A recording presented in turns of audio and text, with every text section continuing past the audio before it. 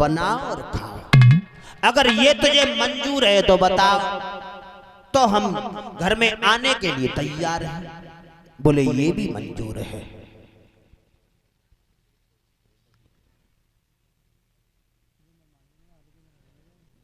इधर महाराज की आंखों में आंसू भरे आए और कहने लगे, रानी इतना कैसे कर पाओगी? रानी कहने लगी, भगवान जो सौते मेरी कह रही बिल्कुल नहीं हमको उजर। एक शेर जो पति बहुत है इतने ही मैं कर लूं गुजर। मैं रह लूंगी, एक पुत्र की खातिर सब कुछ सहन करने के लिए तैयार हूं भगवान। इधर रानी महलों को त्याग करके और कि आँखिन में आंसू भर आए, घर से महारानी चली गई।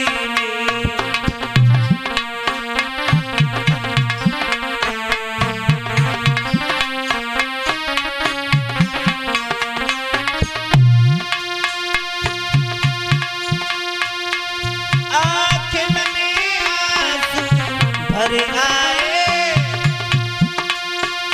घर से महारानी चल दी। घर बार छुटो परे बार छुटो, खेतन की रास्ता गई।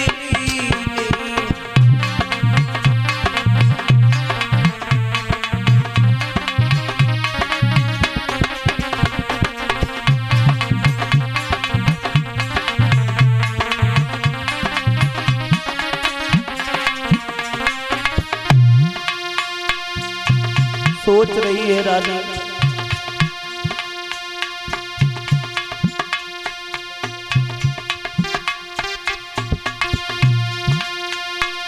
कैसी लीला परमेश्वर की, क्या हाल प्रभु ने बना दिया। ना बात किसी ने भी पूछी, अपने दरबार से भगा दिया।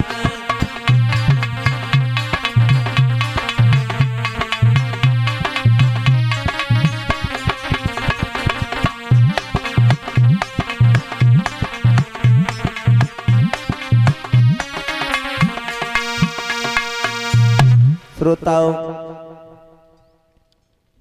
रानी धन दौलत से भरा हुआ दरबार, पति का प्यार, सब कुछ त्याग करके खेतों की तरफ चली गई। जब खेतों की तरफ चली गई, मन में बड़े विचार आ रहे हैं, भगवान कैसी लीला है। अब इधर जो छोटी रानी है वो महलों में रहने लगी और बड़ी रानी खेतों पे रहने लगी। एक ही राजा की दोनों रानियां, लेकिन दोनों में अंतर बहुत बड़ा है।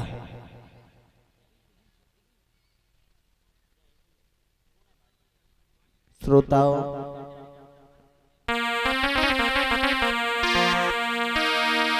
कि वहां छोटी रानी महलन में और दास न संग मौज उड़ावे।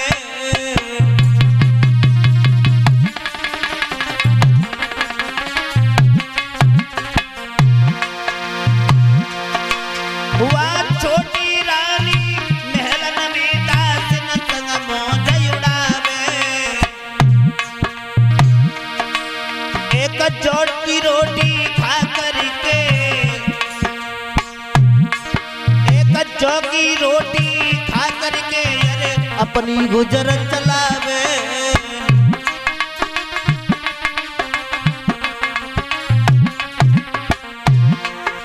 बड़ी रानी सोच रही है, भगवान एक ही राजा की दोनों रानियां हैं, लेकिन अंतर बहुत बड़ा है।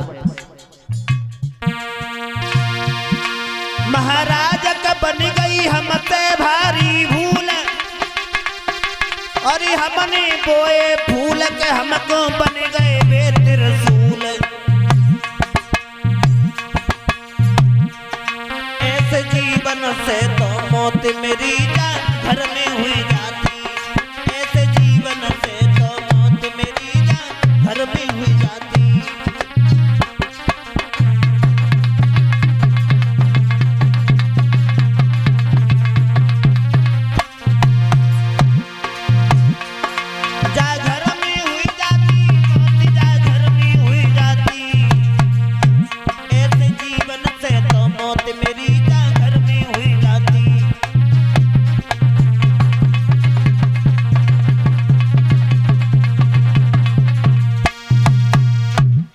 बड़ी रानी खेतों पे रह रही है और छोटी रानी महलों में रह रही है दासियों के साथ में।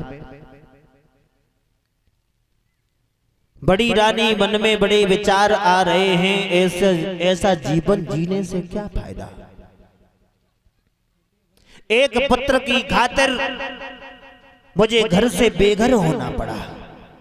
सब कुछ त्याग दिया, दौलत से भरा हुआ भंडार, पति का प्यार, सब कुछ छूट गया मेरा।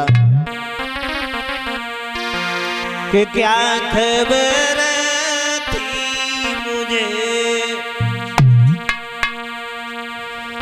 एक बेटा बिना, जीवन मेरा धूलिए हो जाएगा। क्या खबर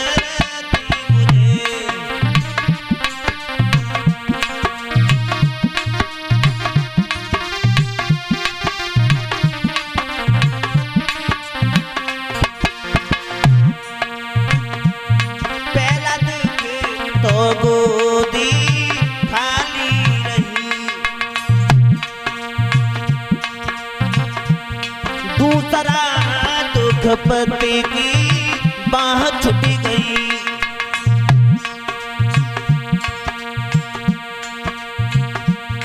तीसरा दुख की समति कहाँ ले गई। इसी गम में मेरा दम निकल जाएगा। क्या खबर थी मुझे एक बेटा बिना।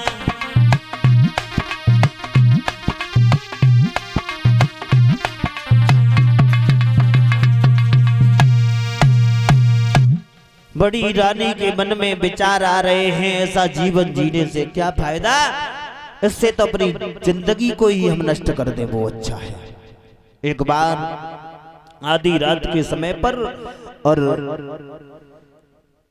खेतों पे जो झोपड़ी डली थी उससे बाहर निकल गई, भयानक जंगल में पहुंची। मन में विचार आ रहे हैं कि मैं अपनी आत्महत्या कर लूं।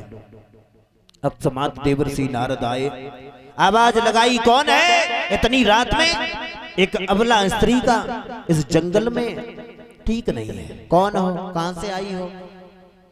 रानी ने दोनों हाथ जोड़े और एक बात कही, भगवान मैं अवध के राजा महाराज उत्तानपाद की पहले विवाह की पत्नी हूं।